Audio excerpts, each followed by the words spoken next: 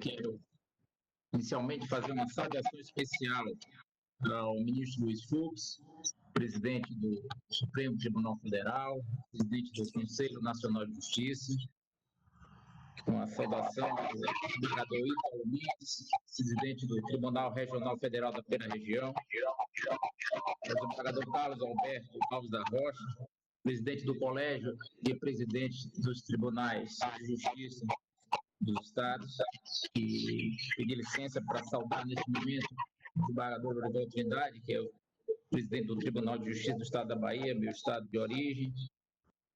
Quero saudar o colega desembargador Paulo Sérgio Pimenta, presidente do Colégio de Presidentes e Corregedores dos Tribunais Regionais do Trabalho, o juiz Eduardo André Brandão Brito Fernandes, presidente da AJUF, a colega Renata Gil, presidente da nossa Associação de Magistrados Brasileira, a juíza Noêmia Aparecida Garcia Porto, presidente da ANAMAT.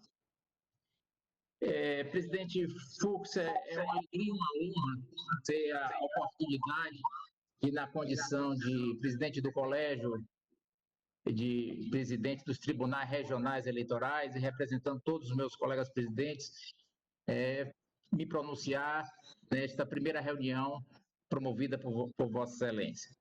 Todos nós sabemos que vivemos um momento de muita tristeza para a humanidade, para o Brasil, para nós da família do Judiciário.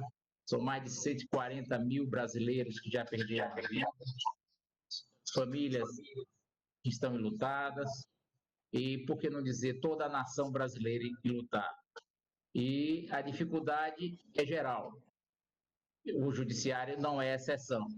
O Judiciário respondeu positivamente, como disse o colega Carlos Alberto, cada um usando das ferramentas que dispunha para dar uma resposta à sociedade, dizendo que esse terrível vírus, o coronavírus, por pior que fosse, por pior que é, não conseguiu imobilizar o judiciário brasileiro.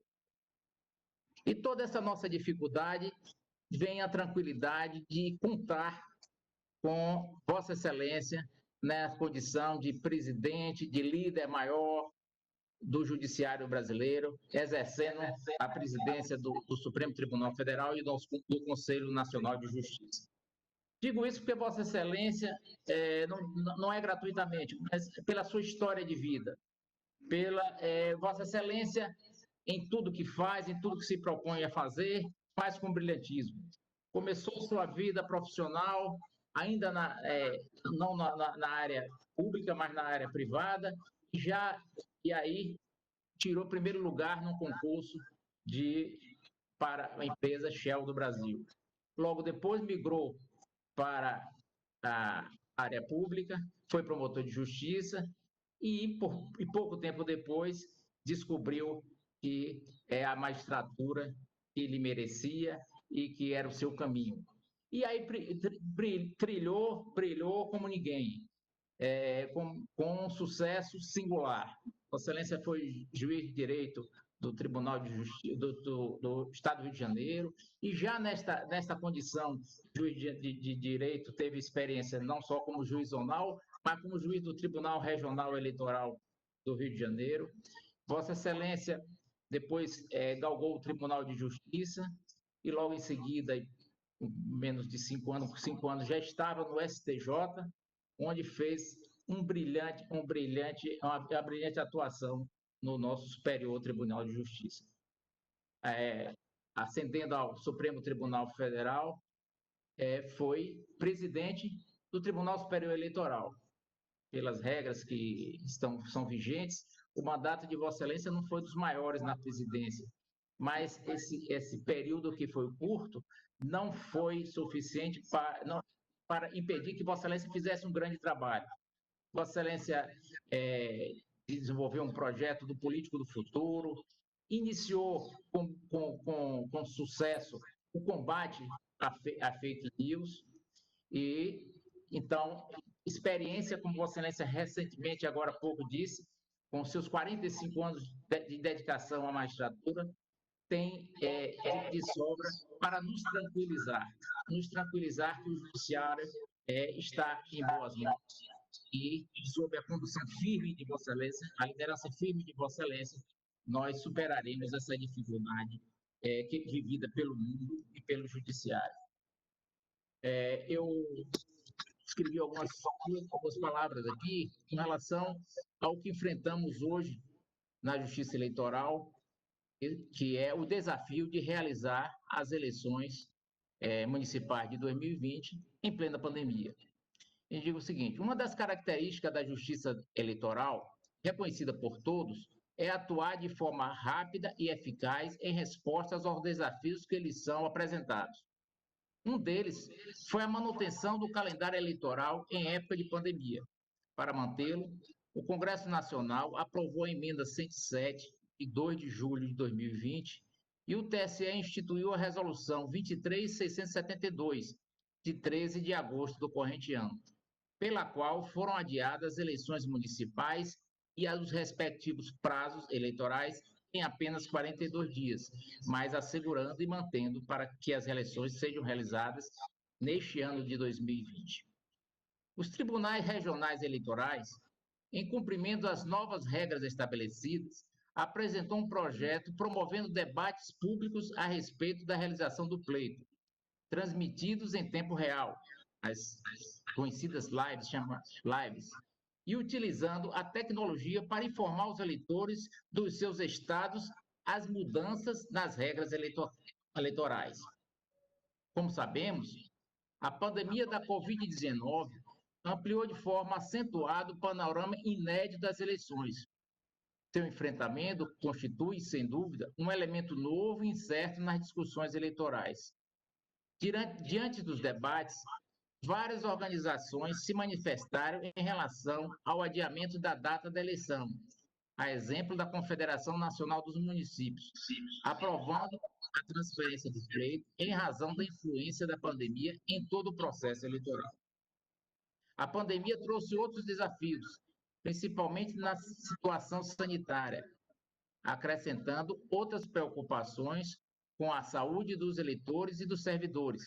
E aí eu amplio para todos os que servem à Justiça Eleitoral neste grande dia de realização das eleições, que são os mesários, que atuarão durante a votação e a contagem dos votos.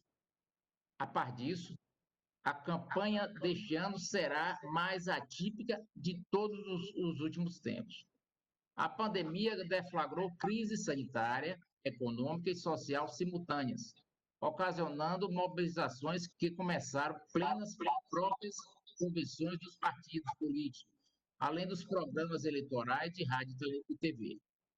Diferentemente dos outros pleitos, essa campanha vai exigir somas consideráveis de recursos, pois a crise financeira gerada pela pandemia trouxe restrições às atividades que repercutirão na escassez de doações. Apesar que o ministro Barroso, também liderando de forma firme as eleições de 2020 e o TSE, conseguiu doações, o que ajudou bastante e desonerou os cofres públicos, principalmente com relação ao fornecimento das EPIs aos mesários no dia da eleição. Neste cenário, aliadas às limitações do contato físico, as redes sociais que se destacaram nas eleições de 2018 terão um papel ainda mais decisivo, exigindo dos partidos políticos e candidatos respostas rápidas às cobranças que lhes são feitas diuturnamente. Outro grande desafio é o controle e a fiscalização da fake news.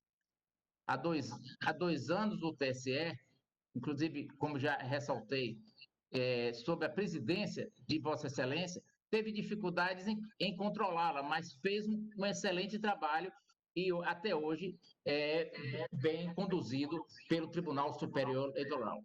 De lá para cá, muita coisa mudou, mas os problemas não prometem ser menores.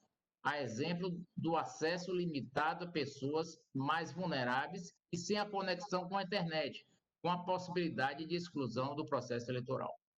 Outro fator que podemos destacar é a preparação dos mesários para atuar nas eleições.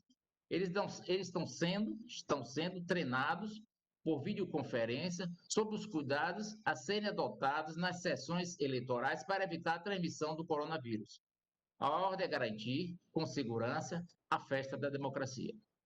Os tribunais regionais eleitorais estão trabalhando juntamente com o TSE e as instituições ligadas à saúde para garantir uma eleição segura e sem risco de contaminação, facilitando a compreensão das mudanças causadas pela pandemia em um ano eleitoral.